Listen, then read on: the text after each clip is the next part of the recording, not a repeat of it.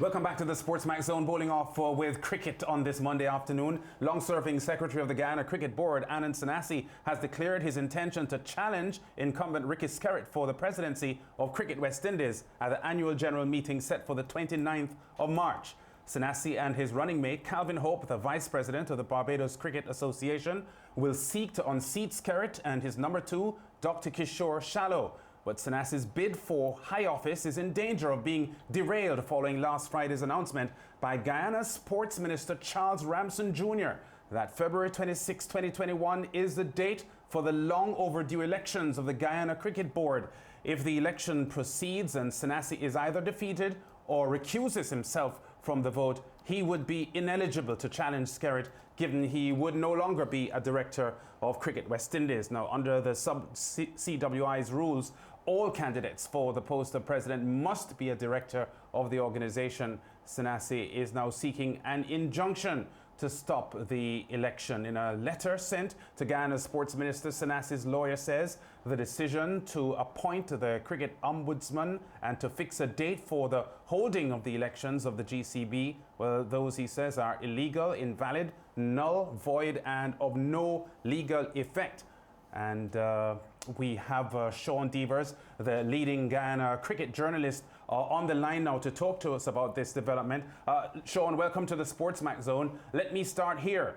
Is February 26 confirmed for an election for the GCB? Yes, February 26 is confirmed for the GCB elections at noon, Guyana time. Yeah. Talk to us about Sanasi's opposition to having those elections staged on that day. All right. Well, Sanasi, as you said, he's the secretary of the Guyana Cricket Board. So the people who are vying for the presidency of the Guyana Cricket Board are Bisoon Singh, a businessman who is in fact the Demerara Cricket Board president, and he has an interest pending the discussions with all the stakeholders. Let me give you a background of this whole scenario. Yes. The elections for the DCB, which is the Demerara Cricket Board, which is one of 3 county boards in Guyana, Berbice Cricket Board and Essequibo Board, have already had their elections, and the elections were set for last Friday. On Monday of last week, Mr. Sanasi filed a stay to stop those elections, and on Wednesday that stay was thrown out by the High Court. So the elections were actually held on the date stipulated last Friday, and Bisoon Singh, who is a businessman, as I said, was elected as president. Roger Harper is the vice president. That's for the Demerara Cricket Board. So now, on Friday, the Honorable Minister Charles Ramson met via Zoom with the CWI president and vice president and 4 directors in addition to 3 staff members. I saw the correspondence that was sent to the minister from Ricky Skerrit, the president of CWI, and he was on this meaningful discussion. He was given no objection to his choice of the cricket ombudsman, which is lawyer Kamal Ramkaran. So the elections now for the Guyana Cricket Board were set for Friday 26 at noon, as I said. The West Indies Cricket Board elections is set for Sunday, the 28th. So Mr. Sanasi is running against Skerrit. But as you said, if those elections go wrong and Sanasi is out, he will no longer be a director of the West Indies Board. Mr. Sanasi is nominated by Barbados, the Barbados Cricket Association, and is seconded by Guyana Cricket Board. But if there is a change, the Guyana Cricket Board will no longer support his nomination. And anyhow, as you said, if he's not a director, he will be ineligible. So he is going now to stop these elections on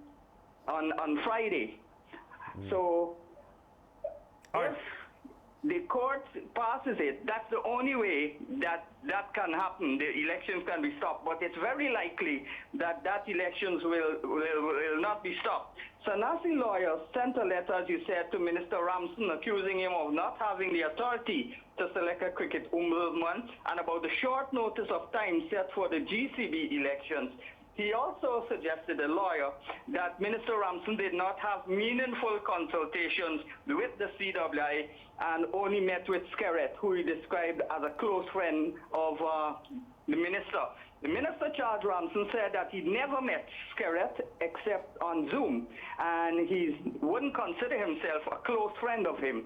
And he's refuting that statement that he did not have meaningful consultations with the CWI because of the letter I've seen responding to him. Skerrit said he did. Yeah. Sean, is it that Sanasi is uneasy about an election being held on the 26th of February because he's uncertain that he would win that election? Definitely, and he's trying now to push it back past the date of the West Indies Cricket Board election, CWI elections. For many months, coming into 2021, no one had heard anything definite regarding a challenge to Skerrit for the CWI presidency. Does this development surprise you in any way? Yes, it surprises me, but with knowing Mr. Sanasi and his backing from the former President Cameron, it's not really a shock, but I would say it's surprising. Sean, would you say Mr. Sanasi is sort of left with his back against the wall? He has no option. He has to either compete in the elections, and he has to win in order to be able to move forward. Yes, and I know Azim Basarat, who was at the meeting when the meaningful consultation was done by the minister, and the approval was given for his selection of the ombudsman. Trinidad board is not supporting Sanasi. Yeah, definitely. So the only way that Sanasi can even run against Skerrit is if he has his state delay the elections for the Guyana Cricket Board on the 26th. And I don't see that likely happening. But don't you find the timing of the events is something to discuss and a bit strange? What timing? The timing as in, Guyana didn't have elections for some time. Of course, a lot of people felt that it just came suddenly. There's this CWI president elections in March, and then all of a sudden you are graced with this new elections that's taking place in Guyana, a date for it. Yes, well, this happened way back in the previous government. Not the previous government, in the previous one to the previous one. In fact, that was in 2014 when Minister of Sport, then Dr. Frank Anthony signed the 2014 bill, and it went to Parliament, and it was signed by the then President Ramatar. And even during the APNU administration, that bill was in Parliament, it was signed, and then there was protest by those opposing Sanasi, but only this year, Minister Ramson played a big role in getting the administration bill passed.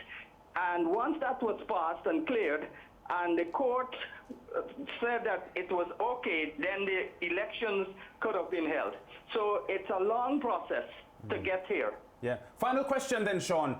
It's widely accepted that it was Barbados and Guyana that gave Dave Cameron his 4 votes in his loss 8-4 to Ricky Skerrit when the elections were held just under 2 years ago. From where you stand, let's say Sanasi survives GCB elections and retains the presidency, any chance of him successfully challenging Skerrit? Well, I know he had endorsements also from the Windward Islands, but I've been hearing that only one delegate from the Windward Islands voted for Skerrit, and one voted for Cameron. So if that happens again, I don't think that there's a big hope. There is a hope in anything, but it's unlikely that Ricky Skerrit will be unseated by Mr. Sanasi. Thank you very much, Sean Devers. Yeah, No Sean problem. Devers live from Guyana talking to us about the Anand Sanasie presidential push, himself and Calvin Hope wanting to challenge the Skerrit shallow administration in Cricket West Indies at the moment. And this is a side story, George and Mariah, with Sanasi having to take care of his domestic business before he has his regional aspirations. He has been outflanked. Looking at the whole issue, Mariah asked about the timing of the events. I'm not saying the court has colluded with those who wouldn't want to see Sanasi in the chair. I'm not saying that at all. But I'm saying that it just seems curious that everything has fallen into place. The thing is this, though, I noticed his attorney in the substance of letter hasn't made much of the quick turnaround, 7 days to organize an election. I'd like to cross-reference the elections in the other two territories, Demerara and, well, not Demerara, Essequibo and Berbice. How long after the court issued an order were those elections convened? Was it 7 days as well? And I can think and say, well, if it is that the time is unreasonable, because, I mean, I would expect 30 days to put things in order. If the time is unreasonable, it could be that the court could find for Sanasi. But I think in all these things, those who would not want to see Sanasi step forward to fight Ricky Skerrit have the upper hand. Critical question for me, though, is this. At the time of nomination, there was no court ruling. There was no court ruling which said that Demerara had to have elections by February 26. I noticed again in the letter, the attorney did not make much of this, and I'd want to see if what argument can be made about the legitimacy of the candidacy, given that by the time the nominations closed, when last week Thursday, by nomination closing last week Thursday, by the time nominations closed, his nomination was in as the man being put forward by two cricket boards in the constituent, in terms of the constituent parts of the CWI. Now, if he was duly nominated by the deadline last week, Thursday, how can a court ruling post that nomination cause him to be in the kind of trouble that he is in? I note, though, that his attorneys haven't said anything about that. That may be a nuclear option that they're saving for when this thing comes to the crunch. Yeah, we go to break now. When we come back, we still have more cricket to discuss because the semi-finalists for the Super 50 have now been confirmed and the semi-final pairing set for Wednesday and Thursday. Back with more on The Zone after this.